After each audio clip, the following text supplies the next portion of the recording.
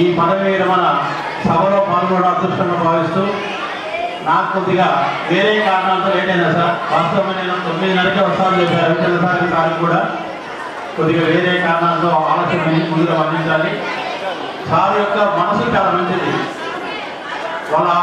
ఆయన యొక్క మనసు ఎరిగినటువంటి కుమారుడు యువకే అనేటువంటి ఒక స్వచ్ఛంద సేవా సంస్థ నిర్వహిస్తూ ఉన్నారు.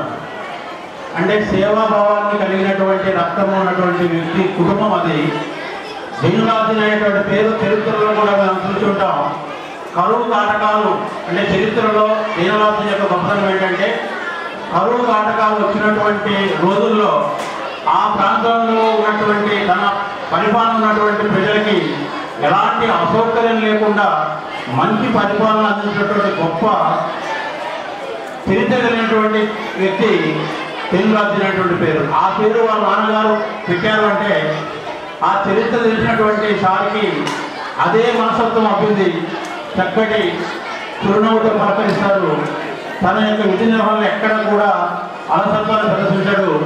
చిన్నారుల కుటుంబ సభ్యుల కంటే ఎక్కువగా దగ్గర తీసుకుని వాళ్ళకి కావాల్సినటువంటి విద్యాబుద్ధులు నేర్పించేటటువంటి మనిషి. వారికి ఈ రిటైర్మెంట్ లైఫ్ కూడా అంతే ఆనందదాయకంగా సాగాలని.